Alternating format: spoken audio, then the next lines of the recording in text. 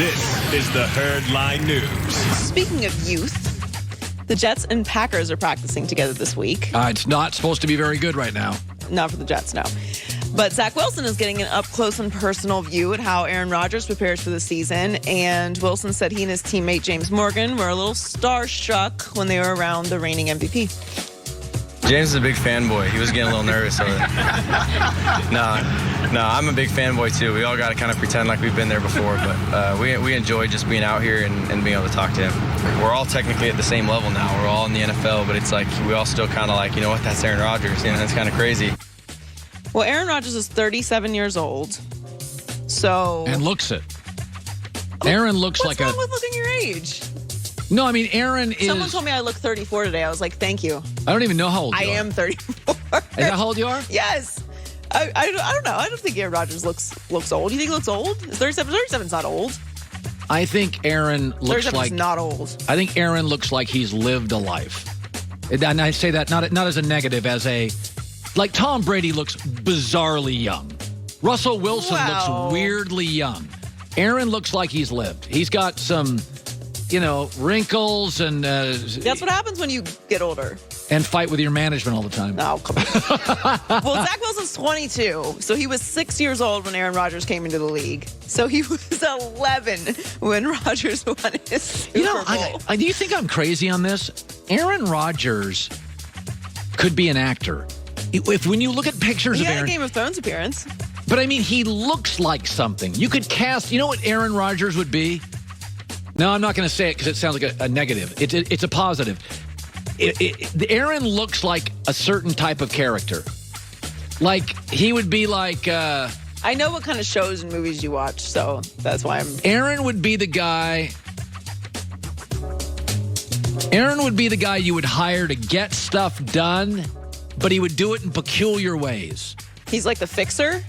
Yeah, like Aaron Rodgers as an actor would be like in The Bank Job or something. You'd have Aaron in there and it'd be like, he would come in. He wouldn't be the star of the movie, but it'd be like, he's going to get us the trucks that we're going to come out of the bank and drive. Aaron would have a way to find the trucks. He'd get them. He's like a sophisticated gangster? Yeah, like Aaron, if you look at him, he would be like a sophisticated get-it-done guy, and you necessarily wouldn't want to know how he got it done, but he got it done.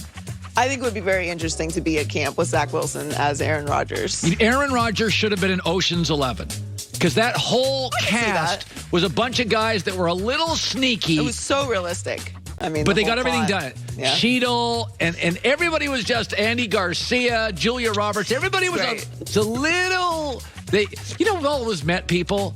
You ever met? We all have this friend at some point in our life. Oh, just ask Sue or John. They just get stuff done. How? I don't know. They just get stuff done.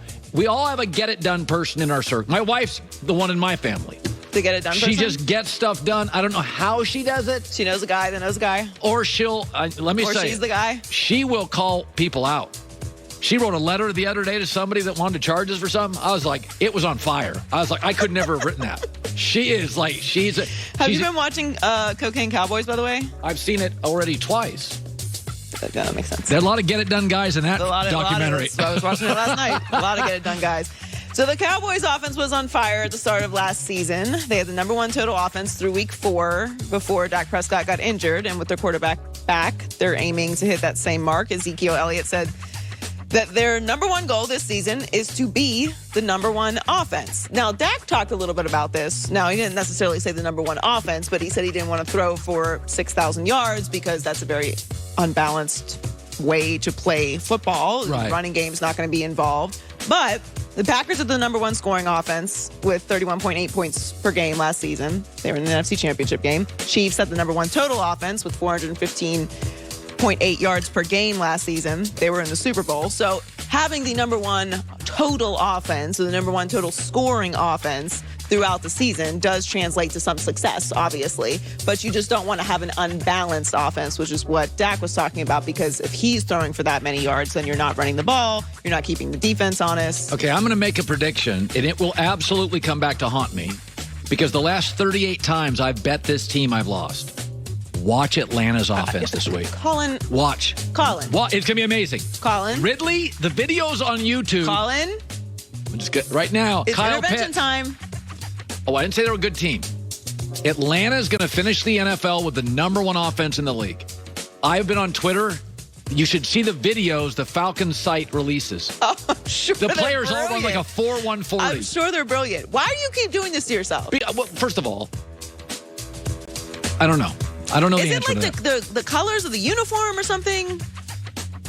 No, I don't know what it is. I have a love-hate relationship. You love the Falcons. I and bet they 'em- burn you every time. I bet them 20 times a year. I don't. And every week you say, Joy, don't let me do this again next week. And then you put your picks in for your Blazing Five, and there they are. I don't know how good they are. Watch the Falcons offense this year. You just watch. I got a offensive coach, the best tight end prospect. Ridley is eating people alive in these scrimmages. Yeah. I have some plans to buy some really nice boots this winter, so I'm not going to take you up on that. But All right. Buccaneers camp has become a family affair for Tom Brady. This is really cute. His 13-year-old son, Jack, has been on site serving as the ball boy during practice, and Brady posted a few photos, a photo series on his Instagram story showing off his son's work. First, he said the Buccaneers got a new ball boy this week. Next was a picture of Jack running with the caption, he takes his summer job and every rep very seriously.